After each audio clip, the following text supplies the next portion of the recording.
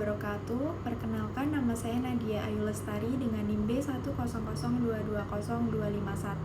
Di sini saya mau menjelaskan mengenai strategi branding untuk diferensiasi bisnis konsultan pajak. Oh iya nih, ngomong-ngomong tentang konsultan pajak, gimana sih konsultan pajak itu biar bisa tampil lebih beda, terus lebih kece, lebih dipercaya tentunya lewat branding itu tadi. Oke, di slide ini tuh aku mau jelasin kenapa sih penting banget branding buat konsultan pajak. Karena aturan pajak tuh tiap tahun tuh pasti update mulu, dan tiap update tuh pasti ribet gitu. Jadi orang tuh makin butuh konsultan buat ngatasin permasalahan tersebut. Akan tetapi karena banyak kebutuhan konsultan, kita juga harus punya ciri khas tersendiri. Jadi branding tuh adalah jalan ninja buat kita para konsultan biar nggak kalah saing sama konsultan-konsultan lainnya. Di slide berikutnya ngomongin pentingnya branding. Alasannya kenapa sih kok branding itu big deals banget? Ya karena branding itu bikin orang punya first impression ke kita sebagai konsultan. Tanpa branding tuh konsultan ya sama aja semuanya gitu. Jadi kayak kelihatan lebih boring. Terus bikin kita dipandang lebih legit juga sama mereka. Jadi inti branding tuh kita bikin orang percaya dulu sama kita, sama kemampuan kita, baru mereka mau pakai jasa kita. Di slide ini tuh menjelaskan tentang strategi branding dan inovasi. Untuk strateginya dulu nih, gimana ya caranya biar kelihatan keren?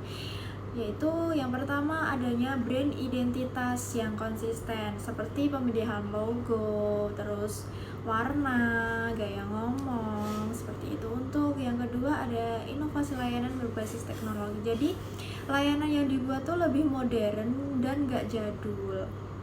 Untuk value-nya sendiri, jadi kita punya nilai yang unik yang bikin klien tuh bilang, oke, ini beda. Kemudian untuk inovasinya tersendiri, kan sekarang ini era digital. Kalau kita nggak ikutin perkembangan, ya kita bakal babai gitu. Untuk contoh inovasinya itu kayak gimana? Ya kita ngadain konsultasi online, jadi klien tuh nggak perlu datang langsung ke kita. Mereka bisa langsung konsultasi via phone. Jadi kayak lebih efisien juga. Kemudian untuk reminder pajak otomatis itu maksudnya biar klien tuh nggak telat melakukan pajak. Jadi pasti ada remindernya buat klien-kliennya. Kemudian untuk dashboard dan sistem pelaporan terintegrasi itu maksudnya biar klien tuh lebih mudah melakukan pajak, jadi tinggal klik-klik gitu. Jadi terkesannya tuh lebih simple, cepat, serta anti ribet. Di slide ini ngomongin tentang strategi personal branding. Ini nih sebenarnya ngomongin branding diri sendiri sebagai konsultan pajak. Jadi sebagai konsultan pajak itu kita juga harus tampil profesional, ramah kayak gitu. Terus kita juga harus sering sharing ilmu biar nggak dianggap expert nih. Dan kita juga wajib punya sertifikat dan jam terbang yang kelihatan, sehingga personal branding tuh bikin klien mikir, wah ini orang paham banget nih. Nah, di slide ini aku membahas tentang strategi pemasaran. Ini strategi pemasaran yang dimaksud tuh bukan marketing yang jualan mulu gitu, tapi tentang edukasi atau edukatif. Gimana sih caranya? Ya kita bikin konten tentang pajak, terus kita up di sosial media seperti Instagram ataupun TikTok ataupun sosial media lainnya.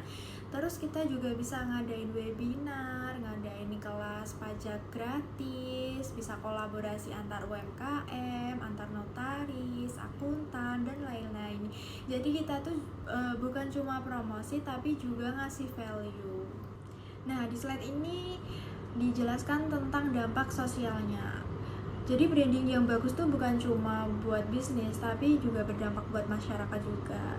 Di sini ada yang pertama, meningkatkan kepatuhan pajak. Jadi orang tuh lebih sadar akan bayar pajak, lebih tertib juga tentunya. Dan yang kedua ada memberdayakan UMKM. Jadi UMKM tuh bisa berkembang karena ngerti aturan pajak gitu, nggak semena-mena tersendiri gitu loh, semena-mena sendiri maksudnya. Terus yang ketiga, meningkatkan pemahaman perpajakan masyarakat. Masyarakat tuh jadi lebih literal soal pajak. Jadi konsultan pajak itu jadi pahlawan tanpa tanda jasa, tapi versi finansialnya. Kita telah sampai di slide kesimpulan. Jadi yang pertama tuh ada branding meningkatkan diferensiasi.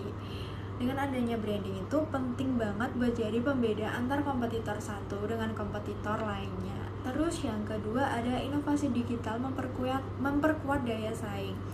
Inovasi digital itu makin bikin layanan tuh tampil lebih beda dan lebih kece tentunya. Terus yang ketiga ada personal branding dan edukasi publik sangat penting. Jadi personal branding ditambah dengan edukasi publik itu tuh sama dengan combo yang kuat sehingga menghasilkan hasil akhir bisnis yang semakin maju serta masyarakat juga terbantu. Sekian presentasi dari saya. Bila ada kurangan dan salahnya mohon dimaafkan. Wabillahi taufiq wal hidayah. Wassalamualaikum warahmatullahi wabarakatuh.